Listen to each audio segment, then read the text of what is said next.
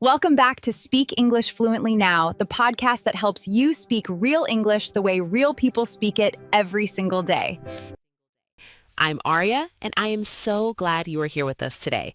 And I'm Jack, your fellow learner, your English buddy, and the guy who still sometimes says the wrong thing and then has to pretend it was on purpose. Don't worry, Jack. That is actually why we're here. Today's topic is something that so many English learners struggle with. And honestly, even native speakers get it wrong sometimes. We are talking about how to say no in English without sounding rude, without ruining a relationship, and without that awful guilty feeling after. Oh, this one is so needed.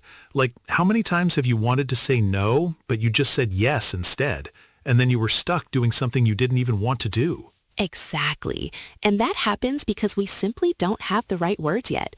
But today, that changes. Before we dive in, if you're new here, please hit that subscribe button right now. New episodes drop every week, and we don't want you to miss a single one. And if you're already subscribed, thank you so much. You are why we keep making this show. Okay, Aria, let's get into it. Let's go. Okay, here's the situation. Picture this. You're at work, your coworker walks over, smiles, and says, "Hey, can you cover my shift this Saturday?" And you already have plans, your cousin's birthday. You've been looking forward to it for weeks, but all you can think of in English is, yes? And then you regret it for the rest of the week. We have all been there. Or how about this? A friend calls and says, "Hey, can I borrow some money?" And you really can't afford to lend it right now, but you don't know how to say no without hurting their feelings. So you say yes, and then you were stressed. The struggle is real. The struggle is so real, Aria. Well, after today, no more of that. We are going to cover 4 powerful rules, a 10-phrase pack you can use immediately, a natural dialogue demo, a quiz, and guided practice. By the end of this episode, saying no in English will feel completely natural. I'm already feeling confident and we haven't even... Okay, but wait, isn't that a little bit dishonest? Like, if I don't want to do something, why do I need to dress it up? It's not about being dishonest, Jack. It's about being kind. There's a difference between what you feel inside and how you communicate it. In English, especially in professional and social situations, how you say something matters just as much as what you say. Okay, that makes sense. So give me some real examples. Here we go. Someone asks you to stay late at work. You say, "I appreciate you asking, but I'm not able to stay tonight." A friend invites you to a party you don't want to attend. You say, "That sounds fun, but I already have plans." Your neighbor asks you to watch their dog. You say, "I wish I could help, but this weekend doesn't work for me." Ooh, I like that. Let me try one. My boss asks me to do extra work and I say, "I understand your situation, but I have a full plate right now." That is excellent. Full plate means you're already very busy. That's a brilliant phrase to remember. Memory tip for Rule 1. Think of your no as a sandwich. The bread on top is a kind phrase. The bread on the bottom is a warm close. The no is in the middle. And the beautiful thing? You never actually have to say the word no at all. A no sandwich. I love it. Wait, so I shouldn't explain myself fully? That feels weird. I always want to give a full story so people understand. I know, and it's a very natural instinct. But think about it this way. The more you explain, the more doors you open for negotiation. A simple, clear reason is enough. You don't owe anyone a full essay. Okay, give me examples. Your friend asks you to help them move apartments on Sunday. You say, "I can't make it Sunday. I have a prior commitment." That's it. You don't need to say where you're going or what you're doing. Someone at the office asks you to join an extra project. "I'm at capacity right now, so I'll have to pass on this one." Clean, professional, done. Let me try. My sister asks me to babysit, and I say, "I can't do it this time. I've been working all week and I really need to rest." That is perfect. And notice, one sentence, that's all you need. Memory tip for Rule 2. One sentence is enough. If you can explain your no in one sentence, it sounds confident. More than 2 sentences starts to sound like an apology. Oh, I love this idea. So instead of just closing the door, I leave a little window open. Exactly. A few examples.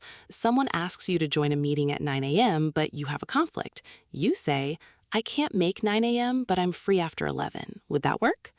A friend asks you to lend money and you can't. You say, "I can't lend money right now, but I can help you find a solution." Or maybe someone asks you to finish a report today and you genuinely can't. You say, "I won't be able to get it done today, but I can have it ready first thing tomorrow morning."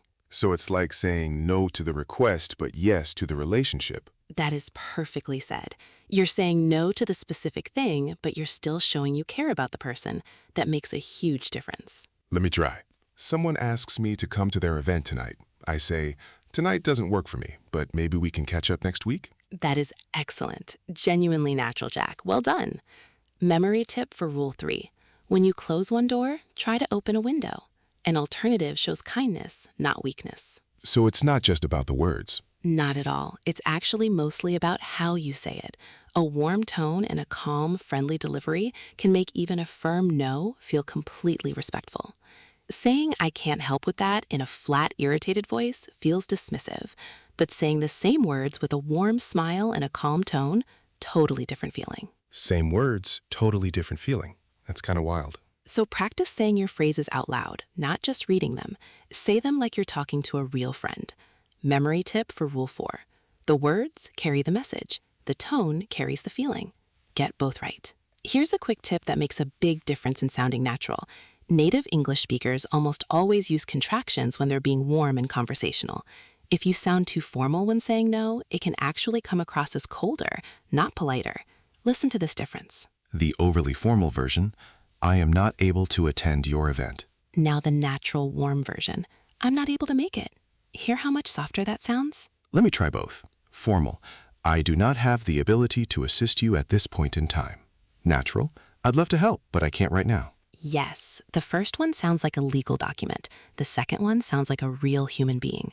Contractions, I'm, I can't, I'd, I won't. These are your best friends when saying no politely. Repeat each phrase softly as we say it out loud. Say them with us. The more you practice, the more natural they feel. Phrase 1. I appreciate you asking, but I'm not able to. Example, I appreciate you asking, but I'm not able to work this Sunday. When to use? Warm and professional. Perfect for workplace or formal situations. Phrase 2. I wish I could, but it doesn't work for me.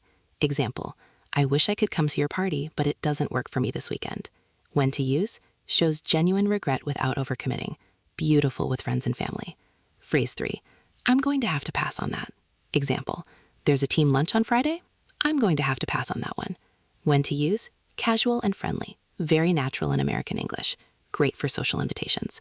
Phrase 4. That's not something I can commit to right now. Example, they want me to lead the new project? That's not something I can commit to right now. When to use? Confident and decisive. Closes the door without sounding cold. Phrase 5. I'd love to help, but I'm fully booked. Example, I'd love to help you move next weekend, but I'm fully booked. When to use? Balances warmth with a firm limit. Shows you want to help, but time is genuinely taken. Phrase 6. I'm going to have to say no this time. Can I cover your shift? I'm going to have to say no this time. When to use? Simple, honest, and kind. The phrase, this time, keeps the relationship open. Phrase 7. I have a prior commitment. Example, sorry, I have a prior commitment that evening. When to use? Polished and professional. You don't explain what the commitment is, and you don't have to. Phrase 8. That's not going to work for me, but thank you for thinking of me. Example, can you join the volunteer committee? That's not going to work for me, but thank you for thinking of me. When to use? Generous and gracious. The second half completely removes any potential awkwardness. Phrase 9. I'll have to decline, but I hope it goes well. Example, I'll have to decline the invitation, but I hope the dinner goes really well. When to use? Formal, warm, and considerate. Perfect for written responses, emails, texts, formal RSVPs. Phrase 10. I'm not the right person for this, but you might want to ask. Example, I'm not the right person for this, but you might want to ask Sarah. She's really good at that. When to use? You're saying no and helping at the same time. Makes you look thoughtful, not just unhelpful. Quiz time. Listeners, try to answer before Jack does. Ready? I'm ready. Let's go. Question 1. Which sounds more natural and polite? A. No, I cannot do that for you. B. I appreciate you asking, but I'm not able to right now. I'm going with B. Definitely B. B is correct. Option A is grammatically fine, but it's blunt and a little cold. Option B uses a buffer phrase and a contraction, which makes it warm and respectful. Question 2. What's wrong with this sentence? I sorry, but I can't to come to your party. I sorry should be I'm sorry. And can't to come, the to doesn't belong there. It should be I can't come. Exactly right. 2 mistakes. I'm sorry needs the verb am, And after can't, we don't add to.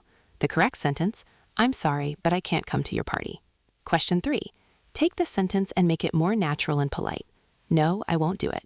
How about, I'm going to have to say no on this one, but thank you for thinking of me. That is a great transformation.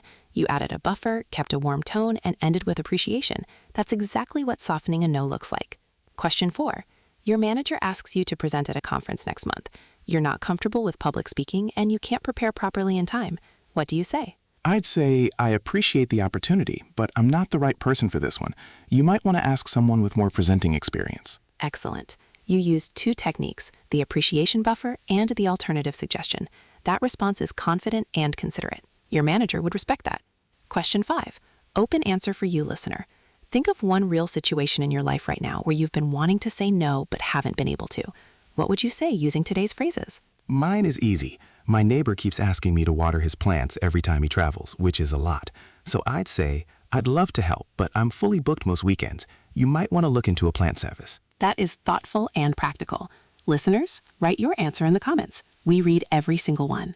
Now, let's hear what today's phrases sound like in a real conversation. No teacher and student, just 2 friends catching up. Hey, Aria, are you free this Saturday? We're all going hiking up at the national park. Oh, that sounds amazing. But this Saturday doesn't work for me. I have a prior commitment. Oh, come on. It's been ages since we all hung out together. I know. I'd love to hang out, but I honestly can't commit to Saturday. What about Sunday afternoon? I'm free after 2. Sunday could work. Oh, and actually, my friend Tom is looking for someone to help him design a logo. You do graphic design, right? Could you take it on? I appreciate you thinking of me, but I'm not the right person for professional logo work. I do it as a hobby, not at that level. He might want to look on Fiverr or a freelance platform. Fair enough. Oh, and my cousin is selling homemade candles. Can you share her post on your social media? I'm going to have to pass on that one. I keep my social media pretty personal and I don't do promotions. But tell her good luck. You're very good at saying no. You know that? I've had practice. Now come on, let's figure out Sunday. Did you catch the phrases? Let me point them out. I used, this Saturday doesn't work for me. Roll 1, a soft decline. I can't commit to Saturday. Roll 2, brief and clear. I'm not the right person. Phrase 10. I appreciate you thinking of me. Phrase 8. And I'm going to have to pass on that. Phrase 3. All 5 landed naturally inside a real conversation. That's what fluency looks like. Mistake 1, saying sorry too many times. Wrong. I'm so sorry. I really am so sorry. I just can't. I'm sorry. Right. I'm sorry, but I'm not able to make it. When you apologize over and over, it actually makes the other person feel more uncomfortable, not less. One clear, warm apology is enough. Mistake 2, saying maybe when you mean no. Wrong. Maybe next time. Maybe we can try. Maybe I can see. Right. It won't work this time, but I'll let you know if something changes. Oh, I do this one all the time. Someone asks me something and I say maybe, and I mean no, but I don't want to upset them. And it ends up creating more confusion later, right? Every single time. Okay, I'm fixing this habit starting today. If your answer is no, say no clearly. Using maybe when you mean no is actually unkind, even if it feels kind in the moment. Mistake 3, over-explaining with too much personal information. Wrong. I can't come because my aunt is visiting and we're going to the mall and then my cousin wants to eat at the restaurant and honestly, I've been so tired lately and... Right. I have some family things going on this weekend. I won't be able to make it. Wait, I think I did this earlier today. When I said I am very tired from working all the week, that was already a bit too much explanation, right? You catch on fast. Yes. The better version was, I need to rest this weekend. Simple and complete. You don't owe anyone your full schedule. A brief, calm reason sounds more confident. Practice time. I'll give Jack a situation, he'll respond using today's phrases, and you at home try your answer before you hear his. Ready? Ready. Situation 1, workplace. Your colleague asks you to take on their portion of the monthly report because they're a little overwhelmed. I'd say, I understand you're having a tough week, but I'm at capacity right now. I won't be able to take on extra work this month. Excellent. Empathetic, clear, and firm. No over-explanation. Now you try listeners. Situation 2, friendship. Your best friend wants you to come to a networking event, but networking events make you uncomfortable. I'd love to support you, but networking events aren't really my thing. I'll be cheering you on from home, though. Cheering you on from home. That is a lovely touch. Warm, honest, and it still shows you care. Well done. Situation 3, family. Your parent asks you to call them every single day. You love them, but daily calls aren't realistic for your schedule. I love you and I want to stay connected, but daily calls are hard with my schedule. Can we do 2 or 3 times a week instead? Beautifully handled. You expressed love, set a limit, and offered an alternative. That is a perfect no to someone you care about deeply. Situation 4, shopping. A salesperson keeps pushing you to buy a more expensive product. You don't want it. Thank you, but I'm good with what I have. I'm going to go with the original one. Clear, calm, and polite. No anger, no drama, no apology needed. You knew what you wanted and you said it. That's exactly how it should sound. Situation 5, social media/favors. An acquaintance asks you to share their business page on your personal social media. You don't want to mix personal and promotional content. I appreciate you thinking of me, but I keep my social media pretty personal. I hope your business does amazing, though. That is warm, respectful, and completely clear. Nobody could feel hurt by that response. Beautifully done, Jack. Let's bring it all together, short and sharp. Rule 1. Always use a buffer phrase before your no. Rule 2. Give a brief reason. 1 sentence is enough. Rule 3. Offer an alternative when you can. Rule 4. Your tone matters as much as your words. Contractions make you sound warmer and more natural. Don't say sorry more than once. Don't say maybe when you mean no. Don't over-explain. Your no is valid. You don't need permission to have limits. And saying no clearly is actually kinder than saying a confused yes. The most powerful takeaway from today: knowing how to say no is a sign of confidence, not rudeness. It's a skill. And today, you just learned it. Before we go, your practice challenge. Think of one situation from your real life this week where someone might ask you for something you can't give. Write a polite, natural English response using today's phrases. Ready, Jack? Show us how it's done. All right. My gym buddy keeps asking me to wake up and work out at 5 a.m. with him. That is never happening. So I'd say, I appreciate the motivation, but 5 a.m. is genuinely not going to work for me. I'm more of a 7 a.m. Carson. Want to shift it by 2 hours? That is perfect. Honest, warm, and practical. You even offered an alternative. I've been paying attention. Listeners, write your sentence in the comments below. We will actually read them. If this episode helped you, please give it a like. It helps more people find this channel. And if you're not subscribed yet, do that right now. Hit the subscribe button so you never miss a new episode of Speak English Fluently Now. And if you want more episodes like this one, about speaking naturally, handling real conversations, and actually feeling confident in English, this is the channel. Stay with us. We will see you in the next episode. Until then, keep practicing, keep speaking, and remember, Fluency isn't about being perfect. It's about being understood and being yourself in English. take care, everyone. Bye.